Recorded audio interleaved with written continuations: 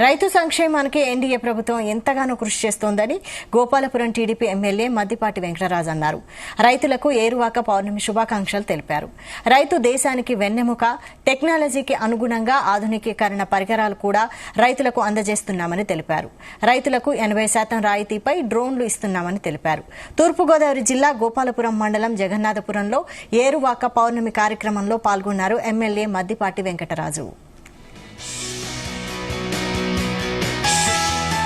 శ్రీ నారా చంద్రబాబు నాయుడు గారు ఆయన వ్యవసాయం పట్ల నాకు తెలిసి వ్యవసాయం పట్ల ఆయన తీసుకున్న చర్యలు ఓ పక్కన కనీసపు మద్దతు ధర విషయంలో ప్రాబ్లం వస్తే అటు కోకో గింజల విషయం కానీ పామాయిల్ విషయంలో కానీ పొగాకు విషయంలో కానీ ఇప్పుడు మనకు వచ్చిన ధాన్యం విషయంలో కానీ ప్రతి విషయంలో కూడా ముందుండి తక్షణ చర్యలు తీసుకుని ఆయన తీసుకెళ్తున్న విధానం కావచ్చు.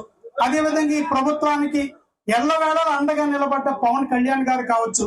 సమాజం పట్ల ఆయనకుండే ఒక సానుకూల దృక్పథం, ఒక పోరాట స్ఫూర్తితో పనిచేసే విధానం కావచ్చు.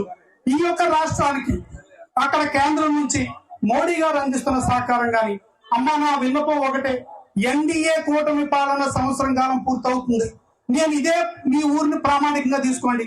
7వ 8వ మీ ఊరు రావడం, మేము గాని మా నాయకులు సోమన్ రాజు గారు గాని మా బీసీపీ నాయకులు గాని రావడం గాని అంటే ఎన్డీఏ కూటమి వచ్చిన సంవత్సర కాలంలో ప్రభుత్వం ద్వారా మీకు చేయాల్సింది చేస్తూనే మీకు బాసటగా నిలబడడానికి నిత్యం మీతో పాటు మమేకమై జీవనాన్ని కొనసాగిస్తూ మా యొక్క పాలన ముందుకు తీసుకెళ్తాను. ఆశీర్వదించండి. రానున్న 4 ఏళ్లలో కూడా ఒక మెరుగైన ఒక గొప్ప పాలన అందించబోతున్నాం. ఈ రాష్ట్రం అప్పుల ఊబిలో కూలిపోయేకి వచ్చిందమ్మా. ఇప్పుడు గాడిలో పడుతుంది. రానున్న రోజుల్లో మన బిడ్డల కూడా ఒక మంచి భవిష్యత్తు ఇచ్చే రాష్ట్రంగా తీర్చిదిద్దే కార్యక్రమం జరుగుతుంది. అందుకనే చంద్రబాబు నాయుడు గారు మాట అన్నారు, రాష్ట్రాన్ని పునర్నిర్మాణం చేస్తున్నాము.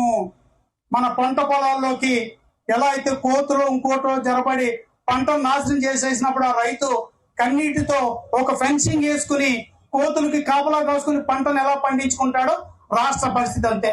కోతులు వచ్చినాయి మొన్నటిదాకా, పంట మొత్తం సర్వనాశనం చేసేసి పోయింది.